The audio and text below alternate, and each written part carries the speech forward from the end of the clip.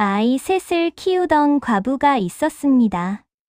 그 집은 하루도 조용할 날이 없었는데 머슴 하나가 들어오고 딱 한마디를 합니다. 염소를 들이시지요. 며칠 뒤 그 집은 지옥이 되고 한국 야단방에 오신 여러분 환영합니다. 먼 옛날 한양 외곽의 허름한 마을 한 귀퉁이에 나이 30도 채 되지 않은 과부 하나가 아이 셋을 데리고 살고 있었습니다. 여인의 이름은 복례였습니다. 남편을 잃은 지 어느새 3년이 지났건만 복례의 삶은 나아지기는커녕 날이 갈수록 더 고단해질 뿐이었지요. 그 무렵 한양 외곽 마을에는 겨울이 일찍 내려앉아 아침마다 처마 끝에 고드름이 달리고 마당에 하얀 서리가 깔렸습니다. 찬 기운이 문틈으로 스며들면 복례는 아이들 이불 귀퉁이를 여미며 조용히 한숨을 삼켰지요. 복례의 집은 손바닥만 한 초가집이었습니다. 바람이 불면 문풍지가 파르르 떨리고 비가 오면 지붕 귀퉁이에서 물이 똑똑 새는 그런 집이었습니다. 방 하나에 부엌 하나, 그것이 전부였지요. 그 좁은 공간에 아이 셋이 뒤엉켜 자고 먹고 울고 싸웠습니다. 벽은 얇아 이웃집 기침 소리도 들렸고 바닥은 울퉁불퉁해 막내가 걸핏하면 넘어졌습니다. 첫째 돌쇠는 10살로 언제나 짜증이 얼굴에 가득했습니다. 아비 없는 집안의 맞이라는 게 무엇인지도 모르면서 괜히 어깨에 힘을 주고 동생들을 쥐어받기 일쑤였지요. 둘째 분이는 7살로 눈이 크고 마음이 여린 아이였습니다. 조금만 서러운 일이 있어도 눈물부터 쏟아내어 하루에도 서너 번은 훌쩍이는 소리가 방 안을 가득 채웠지요. 막내 쇠똥이는 4살로 온종일 떼를 쓰고 굴러다니기 일쑤였습니다. 무엇이든 자기 것이어야 했고 무엇이든 지금 당장 받아야 했지요. 밥상은 늘 싸움판이었습니다. 복례가 보리밥 한 솥을 지어 상에 올리면 아이들은 숟가락을 짚기도 전에 눈싸움부터 시작했습니다. 누구 그릇이 더 큰지, 누구 반찬이 더 많은지를 따지다가 어느새 손이 오가고 울음이 터졌지요. 내가 더 먹을 거야. 돌쇠가 숟가락을 들이밀면 분이가 울음을 터뜨렸고 쇠똥이는 아무것도 모른 채 형의 밥그릇에 손을 뻗었습니다. 그 작은 밥상 위에서 매일 전쟁이 벌어졌지요. 복례는 그 소리를 들으며 이마를 짚었습니다.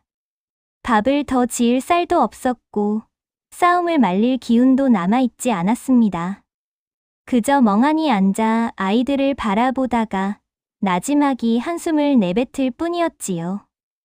하루 종일 남의 집 빨래를 해주고 삭바느질을 하고 품팔이를 해도 쌀 한 대 사기가 빠듯한 살림이었습니다. 그 빠듯한 살림으로 아이 셋을 먹이고 입히고 재우는 일이 복례에게는 매일 새로운 전쟁이었지요. 이 집은 왜 이 모양이냐? 복례의 입에서 나오는 말은 늘 그 한마디였습니다. 누구에게 하는 말도 아니었고 누군가에게 답을 바라는 말도 아니었지요. 그저 꽉 막힌 가슴을 조금이나마 열어보려는 한숨 같은 말이었습니다. 밤이 되어도 다를 것이 없었습니다. 아이들은 서로 자리를 차지하겠다고 밀치고 울고 뒤척였습니다. 돌쇠는 이불을 혼자 끌어당겼고 분이는 그 이불 귀퉁이를 잡고 버텼으며 쇠똥이는 그 틈에서 밀려 울음을 터뜨렸지요. 복례는 그 틈바구니에서 눈을 감지도 못한 채 천장만 바라보았습니다. 바깥에서는 찬바람이 문풍지를 흔들고 방 안에서는 아이들의 칭얼거림이 그칠 줄을 몰랐습니다. 복례는 속으로 중얼거렸습니다. 지옥이 따로 없구나 하고 말이지요. 그러나 복례는 그때 알지 못했습니다. 이 지옥 같은 나날이 머지않아 전혀 다른 방향으로 흘러가게 될 것이라는 사실을. 그리고 그 시작은 아무도 예상치 못한 곳에서 찾아올 것이라는 사실을 말이지요. 그러던 어느 날 아침이었습니다. 복례가 부엌에서 아궁이에 불을 지피고 있는데 마당 쪽에서 인기척이 났습니다. 복례가 고개를 들어 바라보니 대문 앞에 사내 하나가 서 있었습니다. 허름한 무명 적삼의 낡은 집신을 신은 사내였습니다. 나이는 30 중반쯤 되어 보였고 곁에 그을린 얼굴에는 깊은 피로가 새겨져 있었지요. 하지만 눈빛만은 이상하리만치 또렷했습니다. 흔들림 없이 고요한 그런 눈빛이었지요. 사내가 입을 열었습니다. 일거리를 좀 주십시오. 먹을 것만 주셔도 됩니다. 복례는 못마땅한 눈으로 사내를 훑어보았습니다. 떠돌이 머슴이라는 것은 한눈에 알아볼 수 있었지요. 이런 사내가 마을에 들어오면 10중 8구 한 이틀 일하다 사라지거나 아니면 말썽을 일으키기 마련이었습니다. 그러나 복례의 집에는 손이 필요했습니다. 지붕에서 새는 물도 막아야 했고 땔감도 쌓아야 했으며 깨진 울타리도 고쳐야 했지요. 복례 혼자서는 도저히 감당할 수 없는 일들이 집 안팎으로 산더미처럼 쌓여 있었습니다. 복례는 잠시 망설이다가 고개를 끄덕였습니다. 들어오게. 사내의 이름은 막동이었습니다. 어디서 왔는지 무슨 연유로 떠돌게 되었는지는 묻지 않았고 막동이도 말하지 않았지요. 그저 말없이 일을 시작할 뿐이었습니다. 막동이는 말이 거의 없었습니다. 복례가 시키는 일을 군말 없이 했고 시키지 않은 일도 스스로 찾아서 했습니다. 지붕을 고치고 땔감을 패고 울타리를 손보고 마당을 쓸었지요. 일솜씨가 야무졌고 몸을 아끼는 법이 없었습니다. 그런데 막동이에게는 한 가지 이상한 버릇이 있었습니다. 일을 하면서도 눈은 항상 다른 곳을 향해 있었지요. 아이들을 보고 밥상을 보고 집 안 구석구석을 살폈습니다. 마치 이 집 안에서 무언가를 찾고 있는 것처럼 혹은 이 집 안에 무언가를 헤아리고 있는 것처럼 말이지요. 복례는 그 눈빛이 때로 불편했습니다. 그러나 일을 이토록 잘하는 머슴을 내칠 이유도 없었지요. 막동이가 온 지 열흘쯤 지난 어느 저녁이었습니다. 막동이가 땔감을 마당 한쪽에 가지런히 쌓아 두고는 복례 곁으로 다가와 조심스레 입을 열었습니다. 마님, 한 말씀 드려도 되겠습니까? 복례가 고개를 들었습니다. 염소한 마리 들이시지요. 복례는 순간 어이가 없어 말문이 막혔습니다. 이 좁은 집에 먹을 것도 빠듯한 살림에 짐승까지 드리라는 말이었지요. 염소를? 이 좁은 집에? 막동이는 그저 고개만 끄덕였습니다. 이유를 묻는 복례의 눈빛에도 더 이상 아무 말을 보태지 않았지요. 그저 묵묵히 고개만 끄덕일 뿐이었습니다. 복례는 그 자리에서 단칼에 거절하려 했습니다. 그러나 이상하게도 말이 쉽게 나오지 않았지요. 막동이의 눈빛 속에는 무언가 알 수 없는 확신 같은 것이 담겨 있었습니다. 뜬금없는 소리를 하는 사람의 눈빛이 아니었지요. 복례는 결국 대답을 미루었습니다. 생각해 보겠네. 그날 밤 복례는 좀처럼 잠을 이루지 못했습니다. 막동이의 말이 머릿속을 맴돌았지요. 염소 한 마리. 도대체 그게 이 집 살림에 무슨 보탬이 된다는 말인지 복례로서는 도무지 알 수가 없었습니다. 그러나 어쩐 일인지 동네의 마음 한구석에는 작은 호기심이 싹트고 있었습니다. 며칠이 지났습니다. 복내는 결국 장터에서 염소 한 마리를 사왔습니다. 자신도 왜 그랬는지 알 수 없었지요. 막동이의 말을 따른 것인지 아니면 무언가 달라지기를 바라는 마음이 그렇게 이끈 것인지 복내 스스로도 명확히 알 수 없었습니다. 염소는 흰털에 까만 눈을 가진 암컷이었습니다. 장터 상인이 순하다고 했지요. 그러나 그 말은 틀렸습니다. 염소가 마당에 들어서자마자 아이들이 달려들었습니다. 돌쇠는 염소 뿔을 잡아당겼고 분이는 소리를 질렀으며 새똥이는 염소 뒤를 쫓아 마당을 3바퀴나 돌았지요. 염소는 당황한 듯 울어댔습니다. 매에 그 소리가 어찌나 크고 날카롭던지 복내는 귀를 틀어막고 싶을 지경이었습니다. 그날부터 집 안은 완전히 뒤집혔습니다. 염소는 부엌에 들어가 짚을 어지럽혔고 빨랫줄에 널어둔 옷을 끌어당겼으며 밥상 옆에 어슬렁거리다가 국그릇을 엎기도 했지요. 밤마다 울어대는 통의 아이들은 더 늦게 잠들었고 복내는 눈을 뜨고 밤을 지새워야 했습니다. 아이들은 염소 때문에 더 많이 싸웠습니다. 누가 염소를 먼저 끌고 다닐 것인지, 누가 염소에게 풀을 줄 것인지를 두고 매일 다투었지요. 돌쇠는 분이의 머리채를 잡았고 분이는 울부짖었으며 새똥이는 그 사이에서 쓰러져 무릎이 까졌습니다. 복내는 터져 나오는 화를 간신히 눌렀습니다. 집 안이 이 모양이 된 것이 다 막동이 때문이라는 생각이 들었지요. 그 자리에서 당장 막동이를 불러 따지고 싶었지만 막동이는 그날도 말없이 마당 한쪽에서 땔감을 패고 있었습니다. 복내는 이를 악물었습니다. 조금만 더 두고 보자. 조금만 더. 그러나 날이 갈수록 상황은 나아지지 않았습니다. 염소가 들어온 지 보름이 지났건만 집 안은 여전히 난장판이었지요. 아니, 오히려 염소가 오기 전보다 더 소란스러워졌습니다. 아이들은 이제 밥상뿐 아니라 염소를 두고도 싸웠고 복내는 하루에도 수십 번씩 소리를 질러야 했지요. 복내의 눈 아래는 점점 짙어졌고 목소리는 날로 거칠어졌습니다.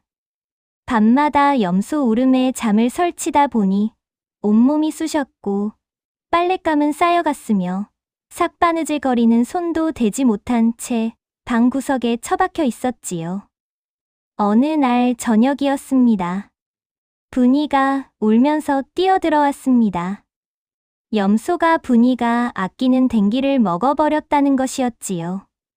그 말을 듣고 돌쇠가 웃음을 터뜨렸고 분이는 돌쇠의 팔을 깨물었으며 돌쇠는 분이를 밀쳐 벽에 부딪히게 했습니다.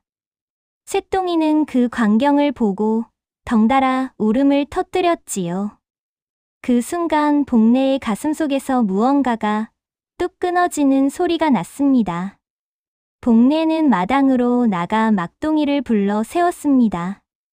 막동이는 삽을 들고 마당 한쪽 도랑을 고치던 중이었지요. 복내의 얼굴을 본 막동이는 천천히 삽을 내려놓고 고개를 들었습니다. 복내의 목소리는 떨렸습니다. 이놈, 내 말을 들었더니 집이 완전히 지옥이 되었구나. 도대체 염소는 왜 들이라고 한 것이냐? 막동이는 아무 말도 하지 않았습니다. 복내의 눈에는 어느새 눈물이 고여 있었지요. 분노인지 서러움인지 알 수 없는 눈물이었습니다. 복내는 숨을 몰아쉬었습니다. 이 집이 지옥인 건 염소 때문이 아니었는데, 아이들이 싸우는 건 염소 때문이 아니었는데, 그걸 왜 이제야 알겠느냐. 복내는 자신이 왜 그런 말을 했는지 알 수 없었습니다. 막동이를 향해 퍼붓던 말이 어느 순간 자신을 향한 말이 되어버렸지요. 집 안에서 아이들의 울음소리가 들려왔습니다. 염소도 마당 한쪽에서 울어댔습니다. 복래는 두 주먹을 꽉 쥐었습니다. 한참 동안 침묵이 흘렀습니다. 마당에는 찬바람이 불었고 복래와 막동이는 마주 선 채 아무 말도 하지 않았습니다. 복래의 눈물은 어느새 식어버렸고 화도 조금씩 가라앉았지요. 그때 막동이가 입을 열었습니다. 아주 담담하게. 그럼 이제 내보내시지요. 복래는 멍하니 막동이를 바라보았습니다. 그 말이 무슨 뜻인지 처음에는 알아듣지 못했지요. 염소를 말이지요. 이제 내보내시지요. 복래는 그날 저녁 염소를 장터에 내다 팔았습니다. 사온 값보다 조금 싸게 팔았지만 그것이 아깝다는 생각은 들지 않았지요. 그날 밤이었습니다. 집 안이 조용했습니다. 너무 조용해서 낯설 정도였지요. 복래는 방 안에 앉아 잠시 숨을 죽이고 그 고요함을 느꼈습니다. 바람 소리만 들렸고 아이들의 다투는 소리는 들리지 않았습니다. 염소 울음도, 물건 엎어지는 소리도, 분이의 울음소리도 없었지요. 아이들은 저녁을 먹고 나서 이상하리만치 조용히 앉아 있었습니다. 돌쇠는 멍하니 벽을 바라보았고 분이는 자기 댕기를 만지작거렸으며 새똥이는 복래의 무릎에 올라와 스르르 잠들었지요. 밥상도 조용했습니다. 누가 더 먹겠다고 다투는 소리도 없었고 숟가락을 빼앗는 일도 없었습니다. 아이들은 그저 묵묵히 밥을 먹었지요. 복래는 그 광경이 낯설어서 자꾸만 눈을 깜빡였습니다. 밤이 깊어지자 아이 셋이 나란히 누웠습니다. 돌쇠가 가운데 누웠고 그 양옆으로 분이와 쇠똥이가 파고들었지요. 이불을 빼앗거나 밀치는 일도 없이 셋은 서로 몸을 기댄 채 스르르 잠들었습니다. 복래는 그 모습을 한참 바라보았습니다. 3년 동안 한 번도 본 적 없는 광경이었지요. 그 이튿날 아침이었습니다. 복래가 부엌에서 아궁이에 불을 지피고 있는데 막내 쇠똥이가 비틀비틀 걸어 들어왔습니다. 잠이 덜 깬 얼굴로 눈을 비비며 복래의 품에 파고들었지요. 엄마, 오늘 집이 따뜻해. 복래는 아무 말도 하지 못했습니다. 아궁이에서 불꽃이 타닥타닥 소리를 내며 피어올랐습니다. 그 온기가 부엌 안을 천천히 채웠지요. 복래는 쇠똥이의 등을 토닥이며 눈을 꼭 감았습니다. 따뜻한 것이 집 안 온도 때문만은 아니라는 것을 복래는 느끼고 있었습니다. 며칠 뒤였습니다. 아이들이 마당에서 막동이 곁에 모여 앉아 있었습니다. 막동이는 마당 귀퉁이에 쪼그려 앉아 집신을 삼고 있었는데 돌쇠가 그 옆에 쭈그리고 앉아 가만히 바라보고 있었지요. 분이는 막동이 등 뒤에 서서 집신 삼는 손놀림을 내려다보았고 새똥이는 막동이 무릎에 기어올라 앉으려다가 막동이에게 살며시 밀려났습니다. 그때 돌쇠가 물었습니다. 아저씨는 왜 우리 집에 있어? 막동이는 손을 멈추지 않은 채 대답했습니다. 밥 먹으러 왔다가 못 나가고 있다. 돌쇠는 잠시 생각하는 듯 하다가 말했습니다. 그럼 그냥 있어. 나가면 다시 시끄러워질 것 같아. 막동이는 아무 말도 하지 않았습니다. 그저 집신을 삼는 손을 멈추지 않을 뿐이었지요. 복래는 부엌 문 사이로 그 광경을 보고 있었습니다. 자신도 모르는 사이에 손에 쥔 국자를 멈추고 그 모습을 한참 바라보았지요. 막동이의 옆에 달라붙어 앉은 아이들의 모습이 가슴 어딘가를 조용히 건드렸습니다. 그날 밤이었습니다. 아이들이 모두 잠든 뒤 복내는 마당에 나왔습니다. 하늘에는 별이 가득했고 달빛이 마당 위에 조용히 내려앉아 있었지요. 막동이는 마당 한쪽 처마 밑에 쪼그리고 앉아 하늘을 올려다보고 있었습니다. 복내가 다가오는 기척을 느꼈는지 고개를 돌렸지만 자리에서 일어나지는 않았지요. 복내는 그 옆에 서서 한동안 아무 말도 하지 않았습니다. 달빛이 두 사람 사이를 조용히 비추었지요. 한참 만에 복내가 입을 열었습니다. 너 언제까지 있을 것이냐? 막동이는 하늘을 올려다보며 잠시 생각하다가 입꼬리를 조금 올렸습니다. 쫓겨나기 전까진요. 복내는 그 말에 아무 대답도 하지 않았습니다. 쫓아내겠다는 말도 그러라는 말도 하지 않았지요. 그저 달빛 아래 서서 막동이가 집신을 삼다 남긴 집 한 오라기를 발끝으로 가만히 밟았습니다. 바람이 조용히 불어왔습니다. 처마 끝에 달린 마른 풀잎이 사각사각 소리를 냈지요. 복내의 가슴 속에서 오래도록 닫혀있던 무언가가 아주 천천히 열리고 있었습니다. 소리도 없이 요란함도 없이 마치 이른 봄날 언 땅 밑에서 새싹이 머리를 드는 것처럼 말이지요. 방 안으로 들어오니 아이들이 막동이 자리 곁으로 바짝 붙어 잠들어 있었습니다. 돌쇠는 팔을 뻗어 막동이의 이불 귀퉁이를 잡고 있었고 분이는 그 옆에 웅크려 있었으며 새똥이는 막동이의 자리 한가운데에 대자로 누워 세상 편한 얼굴로 자고 있었지요. 복내는 그 모습을 한참 바라보다가 작게 중얼거렸습니다. 이 집이 언제부터 이렇게 괜찮았지? 누가 듣는 말이 아니었습니다. 아이들도 막동이도 그 말을 듣지 못했지요. 그저 달빛만이 창호지 사이로 스며들어 그 중얼거림을 조용히 들었을 뿐입니다. 집은 그대로였습니다. 허름한 초가집이었고 방은 여전히 좁았으며 살림은 여전히 빠듯했습니다. 달라진 것은 없었지요. 아니, 딱 하나가 달라졌습니다. 그 집에 있는 사람 하나가 달라진 것이었습니다. 옛말에 이런 말이 있습니다. 고통이란 비교를 통해서만 비로소 그 크기를 알 수 있다고 말이지요. 복내는 3년 동안 그 집이 지옥이라 생각했습니다. 그러나 막동이가 염소를 들이기 전까지 복내는 그 집이 얼마나 견딜 만한 곳이었는지를 알지 못했지요. 더 크고 더 요란한 고통이 찾아왔을 때 비로소 이전의 고통이 아니었음을 깨달은 것이었습니다. 사람은 가진 것을 잃어야만 그 소중함을 압니다. 그리고 때로는 더 나쁜 것을 잠시 겪어야만 지금 이 자리가 얼마나 따뜻한 곳인지를 알게 되지요. 복내의 집에는 그날 이후로도 여전히 아이들의 다투는 소리가 들렸습니다.